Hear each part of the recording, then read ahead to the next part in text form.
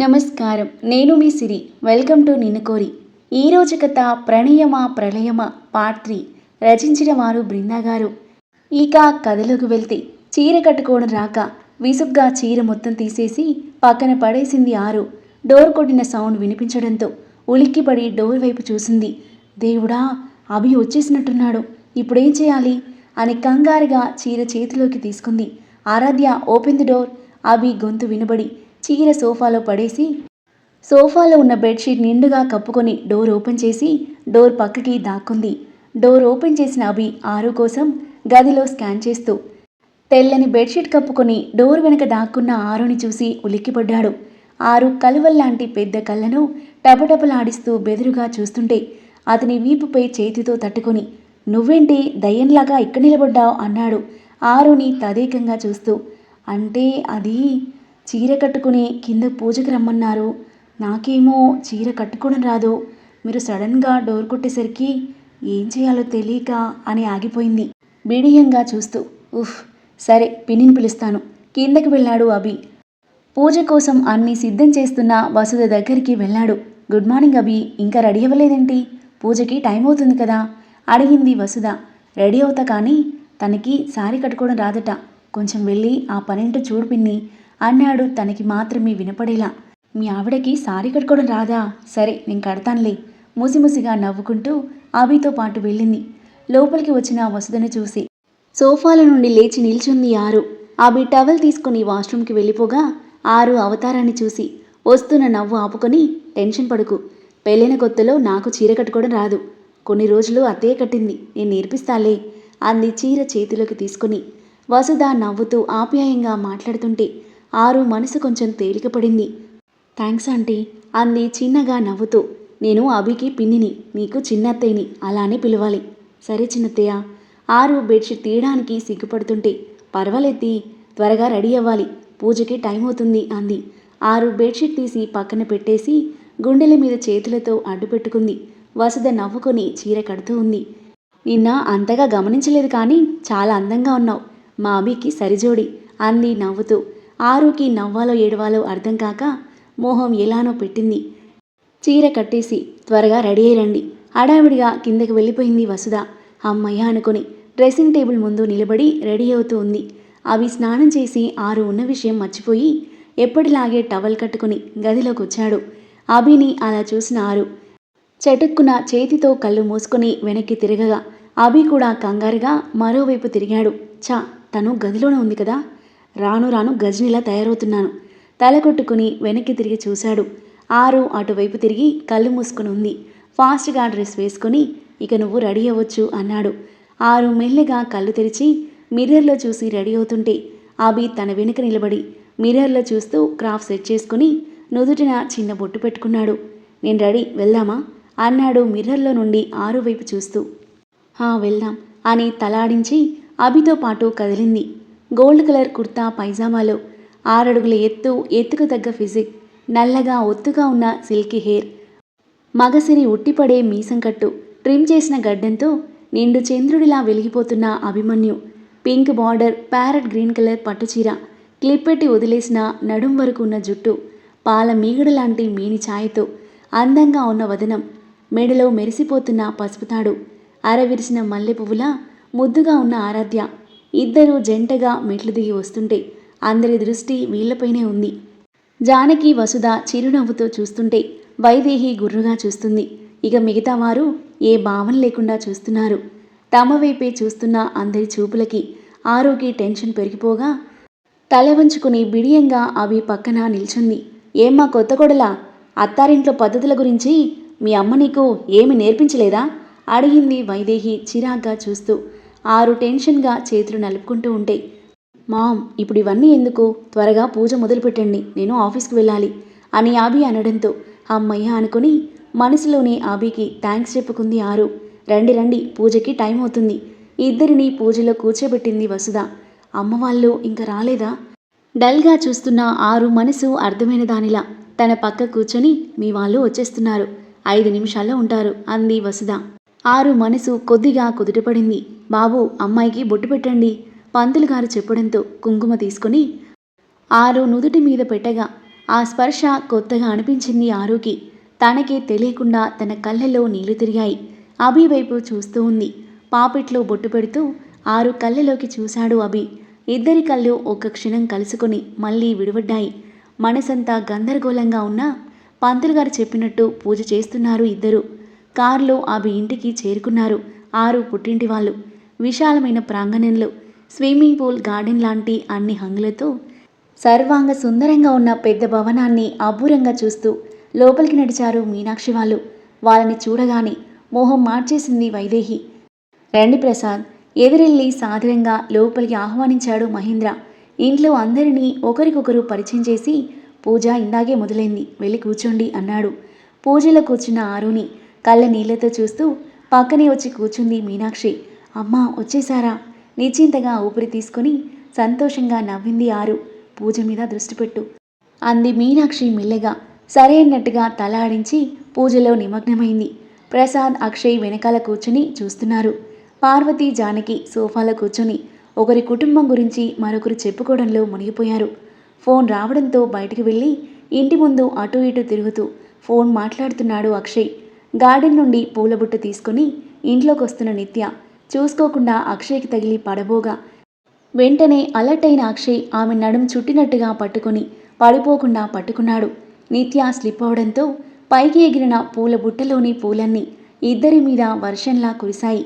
తన చేతిలో విల్లులా వంగిన నిత్యను రేప వేయకుండా చూస్తున్న అక్షయ్, ఏ మిస్టర్ అన్న నిత్య పిలుపుకి తేరుకొని నిత్యను సరిగ్గా నిల్చోబెట్టాడు. ఏయ్, బుద్ధుందా నీకు? నన్నెందుకు పట్టుకున్నావు? కోపంగా అంది నిత్య. నేను పట్టుకోకపోయుంటే పడిపోయేవారు. నన్ను పట్టుకోవాలని నువ్వే కావాలని డాష్ ఇచ్చావు. నీ వల్ల నేను ఇష్టపడి తెంపిన పూలన్నీ కింద పడిపోయాయి అన్న నిత్య మాటలకు వింతగా చూస్తూ, హలో మేడం, డాష్ ఇచ్చింది మీరు. ఏదో పాపమని నేను పట్టుకుంటే థ్యాంక్స్ చెప్పాల్సింది పోయి నన్నే బ్లేమ్ చేస్తారా? మిమ్మల్ని చూడ్డమే ఫస్ట్ టైం. అలాంటిది మిమ్మల్ని పట్టుకోవడం కోసం నేను ప్లాన్ చేశానా? How silly. అయినా పూలమ్ముకునే వాళ్ళు ముందు వెనక చూసుకుంటూ రావాలి. ఎంతైందో చెప్పండి, నేను మనీ ఇస్తాను అన్నాడు. నిత్యకి చిర్రెత్తుకొచ్చింది. నన్ను చూస్తే పూలమ్ముకునే దానిలా కనిపిస్తున్నానా? ఈ ఇల్లు మాదే. మా గార్డెన్లో పూలను ఇష్టంగా కోసి తెస్తున్నా. అలా ఎలా అంటావు నన్ను అని అక్షయ్ మీదకి వస్తూ ఉంటే వెనక్కి అడుగులు వేసి, అంటే మిమ్మల్ని చూస్తే అలానే అనిపించింది, సారీ, లోపలికి దయచేయండి అన్నాడు అక్షయ్ కావాలని. ఈడియట్ గుర్రుగా చూస్తూ లోపలికి వెళ్ళింది నిత్య. రాయల్ బ్లూ కలర్ లంగా ఓణిలో ముద్దుగా ఉన్న నిత్యని చూసి, పాప బానే ఉంది కానీ ఒళ్ళంతా పొగరే అని మనసులో అనుకుంటుండగా, హలో ఏమైందిరా? ఫోన్లో తన ఫ్రెండ్ గొంతు గట్టిగా వినపడి ఈ లోకంలోకి వచ్చి ఫోన్ మాట్లాడుతూ ఉండిపోయాడు. ఏంటి నిత్య, పూజకు పూలు తెమ్మంటే పూజ మొత్తం అయిపోయాక ఖాళీ చేతులతో వస్తున్నావు అడిగింది వసుధ. మధ్యలో ఒక శనిగాడి తగిలాడులే, పూలన్నీ కింద పడిపోయాయి. సారీ పిన్ని అంటుంటే, ఏం కాదులే, నీ గురించి తెలిసే మీ బాబాయ్తో తెప్పించాను అని నవ్వేసింది వసుధ. పో పిన్ని నువ్వు అలిగినట్టుగా మొహం పెట్టింది. ఊరికే అన్నాలేరా అంది దగ్గరికి తీసుకొని. అవును పిన్ని, బయట ఫోన్ మాట్లాడుతున్నాడే ఆ వైట్ షర్ట్ ఎవరతను? అక్షయ్ వైపు చూపిస్తూ అడిగింది నిత్య. అతను ఆరాధ్య వాళ్ళ అన్నయ్య. ఓహో, ఈవిడగారు అన్నయ్యనా? పొగరుబోతు గిత్తలా ఉన్నాడు, నాతోనే పెట్టుకుంటాడా? ఊరికే వదిలిపెట్టను అక్షయ్ వైపు గుర్రుగా చూస్తూ మనసులో అనుకుంది నిత్య. పూజ పూర్తయి పెద్దలందరి దగ్గర జంటగా ఆశీర్వాదం తీసుకున్నారు అభి, ఆరు. అభి ఫ్యామిలీ అందరూ హాల్లోకి వెళ్ళిపోగా, అమ్మా ఇంత లేటుగానే రావడం, ఇక్కడ ఎంత భయం వేసిందో తెలుసా? కళ్ళ నీళ్లతో మీనాక్షిని హత్తుకుంది ఆరు. మీ అత్తింటి వాళ్ళ ఫోన్ కోసం ఎదురు చూశాన్రా, వాళ్ళు ఫోన్ చేయగానే వెంటనే బయలుదేరాం అంది మీనాక్షి ఆరు వెన్ను నిమురుతూ. ప్రసాద్ బాధగా ఆరు తల మీద చెయ్యి వేసి నిమిరాడు. ఎప్పుడూ ఇంకొకరిని ఏడిపించే నా ఆరు ఏడవడమా? అక్షయ్ మాటలకు మీనాక్షిని వదిలి తల తిప్పి చూసింది ఆరు. బాబుగారు మిమ్మల్ని అందరినీ రమ్మంటున్నారు అంది లక్ష్మి. అమ్మ, నేను చెల్లితో కాసేపు మాట్లాడుస్తాను, మీరు వెళ్ళండి అని అక్షయ్ అనడంతో మీనాక్షి, ప్రసాద్ హాల్లోకి వెళ్లారు. ఆరు అక్షయ్ వైపు బాధగా చూస్తూ, జీవితాంతం ఏడుస్తూనే ఉండు అని ఆ దేవుడు శిక్ష వేశాక ఏడవడం తప్ప ఇంకేం చేయగలరా అంది. ఆరు మాటలకు అక్షయ్ మనసు బాధగా అనిపించింది. ఆరు, ఆదిని నువ్వెంతగా ప్రేమించావో నాకు తెలుసు. తనతోనే జీవితమని డిసైడ్ అయ్యావు. కానీ దేవుడు నీ రాతను మరో విధంగా రాశాడే. ఆది నీ గతం, అభిబావ నీ ఫ్యూచర్. ఆదిని మర్చిపోవడం అంత ఈజీ కాదు, కానీ తప్పదు. గతం గురించి ఆలోచించి నీ భవిష్యత్తును నాశనం చేసుకోకు అన్నాడు. ఆరు చేతులు పట్టుకుని. ఆరు కళ్ళ వెంట కన్నీరు చెంపలను తడిపేస్తుంటే మౌనంగా చూస్తుంది. ఒక్క విషయం చెప్పే, ఇప్పుడు ఒకవేళ ఆది మళ్ళీ నీకు కనిపిస్తే అభి కట్టిన తాళి తెంపేసి ఆది కోసం వెళ్ళిపోతావా? అడిగాడు ఆరు కళ్ళలోకి సూటిగా చూస్తూ. ఆ మాటలకు తెల్లబోయి చూస్తూ, ఏం మాట్లాడుతున్నావురా? చచ్చినా ఆ పని చేయను. ఒకసారి తాళి మెడలో పడ్డాక చావు మాత్రమే ఆ తాళిని నా మెడ నుండి వేరు చేస్తుంది. ఇష్టం ఉన్నా లేకపోయినా ఈ జన్మకి అభినే నా భర్త అనేసింది ఉద్వేగంగా. నవ్వేశాడు అక్షయ్. చూసావా, నీ లైఫ్ అభితోనే అని నువ్వే యాక్సెప్ట్ చేశావు. సో ఆ జీవితాన్ని అందంగా మలుచుకోవాలంటే ప్రేమతోనే సాధ్యం. బావపైన ప్రేమ చూపించు, ఆ ప్రేమే మీ ఇద్దరిని దగ్గర చేస్తుంది అన్నాడు నవ్వుతూ. ఆరు మౌనంగా ఆలోచిస్తూ ఉంది. ఆ పెళ్ళి దేవుడు నీకు వేసిన శిక్ష అనుకోకు, ఇదే నీ డెస్టినీ అని రియలైజ్ అవ్వు. సరేనా? పద, అందరూ ఎదురు చూస్తూ ఉంటారు. అంతేకాకుండా నీ లోపలున్న కుంభకర్ణి ఆకలి తీర్చే టైం అయింది అన్నాడు నవ్వుతూ. పోరా, అక్షయ్ తలపై చిన్నగా ముట్టింది నవ్వుతూ. దట్స్ మై ఆరు. ఆరు చేయి పట్టుకొని హాల్లోకి తీసుకొచ్చాడు. సోఫాలో కాలు మీద కాలు వేసుకుని యాటిట్యూడ్తో చూస్తున్న నిత్య వైపు చూసి, ఆరు, ఆ బ్లూ లంగావోని ఎవరే అడిగాడు గుసగుసగా. మీ బావ చెల్లన్నయ్య అంది మెల్లగా. డ్రెస్ చేంజ్ చేసుకుని కిందకొస్తున్న అభిని చూసి, హాయ్ బావా నవ్వుతూ ఎదురెళ్ళి షేక్ హ్యాండ్ ఇచ్చాడు అక్షయ్. అభి క్వశ్చన్ మార్క్ వేస్తూ చూస్తుంటే, ఆరాధ్య అన్నయ్యని అక్షయ్ నవ్వుతూ అన్నాడు. ఓ హాయ్ చిన్నగా నవ్వుతూ చెప్పాడు అభి. జానకి పిలవడంతో అందరూ డైనింగ్ హాల్ వైపుకి కదిలారు. ఆరాధ్య ఇట్రా, మీ ఆయన పక్కన కూర్చో బామ్మ పిలవడంతో బిడియంగా వెళ్ళి అభి పక్కన కూర్చుంది. లక్ష్మి వడ్డిస్తుంటే అందరూ టిఫిన్లు ముగించి హాల్లోకి వచ్చి కూర్చున్నారు. తన గదిలోకి వెళ్తున్న బామ్మ దగ్గరికి వచ్చాడు అభి. బామ్మ, ఇక నేను ఆఫీస్కి వెళ్ళొచ్చా అడిగాడు అసహనంగా. హా నాన్న వెళ్ళు, సాయంత్రం త్వరగా ఇంటికి వచ్చేయి అంది. ఎందుకు?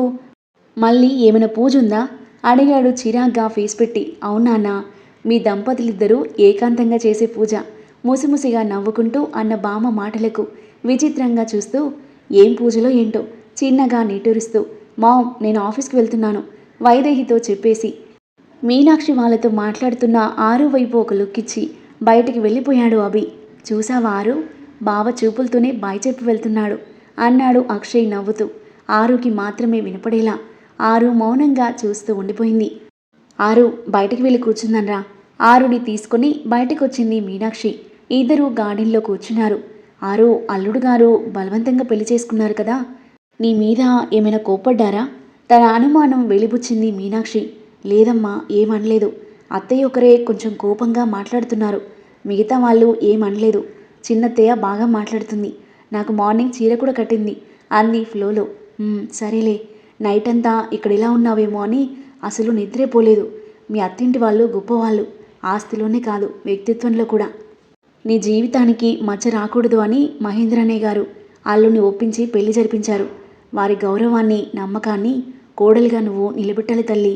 ఇంతకుముందు నువ్వు ఊహించిన జీవితం వేరు, ఇప్పుడు వేరు. అల్లుడు కానీ ఇంట్లో వాళ్ళు కానీ కోపం లేవనన్నా సర్దుకుపో. శ్రమ అనుకోకుండా మొహమాట పడకుండా ఒక కోడలిగా నువ్వు చేయాల్సినవన్నీ చెయ్యి. నీ మంచి మనసుతో అందరి మనసులని నువ్వు గెలుచుకుంటావు, నాకు నమ్మకం ఉంది. గతం మర్చిపోయి నీ భర్తను ప్రేమగా చూసుకో. నీ జీవితం సంతోషంగా మారితే మాకు బెంగ తీరిపోతుంది తల్లి కళ్ళ నీళ్లతో అంది మీనాక్షి. సరే అమ్మా చిన్నగా తలాడించింది ఆరు. రేయ్, ఏదో పూజుందట, బామ్మ త్వరగా రమ్మంది, నేను వెళ్తున్నా. డాడ్ వాళ్ళు కూడా ఆఫీస్కి రాలేదు, జాగ్రత్తగా చూసుకో ల్యాప్టాప్ క్లోజ్ చేస్తూ అన్నాడు అభి. ఓకేరా, నేను చూసుకుంటాను కానీ నువ్వు ఈ రాత్రిని ఎంజాయ్ చెయ్యి అన్నాడు నిఖిల్ కొంటెగా. పూజలో ఎంజాయ్మెంట్ ఏంట్రా, పిచ్చే బోర్, దట్టు ఆరాధ్య పక్కన కూర్చొని. చాలా ఇబ్బందిగా ఉంది, కానీ ఏం చేస్తాం, తప్పదు భారంగా నిట్టూరుస్తూ బాయ్ చెప్పి వెళ్ళిపోయాడు అభి. వెళ్ళరా వెళ్ళు, ఫస్ట్ నైట్ అని చెప్తే ఇంటికి రావని పూజని చెప్పారా నీకు, ఎంజాయ్. వెళ్తున్న అభి వైపు చూసి నవ్వుకున్నాడు నిఖిల్. కింద గెస్ట్ రూమ్లో ఆరుని రెడీ చేస్తున్నారు మీనాక్షి వసుధ. ఆరు టెన్షన్తో చేతులు నలుపుకుంటూ ఉంది. వదిన, నేను మల్లెపూలు తీసుకొస్తాను. వసుధ బయటికి వెళ్ళగానే, అమ్మా నన్నిప్పుడు ఎందుకు రెడీ చేస్తున్నారు చెప్పమ్మా అంది బిక్కమొహం వేసుకొని. పెళ్లి తర్వాత కార్యం కోసం అంది ఆరు బుగ్గన చుక్క పెడుతూ. కార్యం అంటే ఏం కార్యం క్వశ్చన్ మార్క్ వేస్తూ చూస్తూ అడిగిన ఆరు మాటలకు తల మీద చిన్నగా ముట్టి పిచ్చి ముద్దు, కార్యం అంటే మొదటి రాత్రే అంది. ఓ మొదటి రాత్రా? ఏంటి మొదటి రాత్రా? అంటే ఫస్ట్ నైటా గుండెల్లో పిడుగు పడినట్టయింది ఆరుకి. అమ్మా, మా పెళ్ళి ఎలాంటి క్లిష్ట పరిస్థితుల్లో అయిందో తెలిసి కూడా ఈ ఫస్ట్ నైట్ ఏంటమ్మా అంది బేలగా. ఆచారాలు పాటించాలి కదా తల్లి, టెన్షన్ పడకు, అంతా సర్దుకుంటుంది అంది ఆరు గడ్డం పట్టుకొని. అది కాదమ్మా అని ఏదో చెప్పబోయేంతలో వసుధ మల్లెపూలతో లోపలికి రాగా సైలెంట్ అయిపోయింది ఆరు. తన కాళ్ళు చేతులు వణుకుతున్నాయి. దేవుడా, ఏంటి పరీక్ష? ఈ అవతారంతో అభి ముందు ఎలా నిలబడాలి? తను ఎలా రియాక్ట్ అవుతాడు? తలుచుకుంటేనే పిచ్చెక్కుతుంది ఆరుకి. ఆ తరువాత ఏం జరగబోతుంది? మనసులు కలవని అభి ఆరాధ్యుల మధ్య ఎలాంటి సన్నివేశాలు చోటు చేసుకోబోతున్నాయి? అద్భుతమైన కథనంతో ఇంట్రెస్టింగ్గా సాగి ఈ కథ యొక్క నెక్స్ట్ ఎపిసోడ్ కోసం మన నెక్స్ట్ వీడియో చూడండి. కథ నచ్చితే లైక్ చేసి కామెంట్ చేయండి. ఇంకా ఇలాంటి ఇంట్రెస్టింగ్ స్టోరీస్ కోసం మన ఛానల్ని సబ్స్క్రైబ్ చేయండి. Thank you for listening.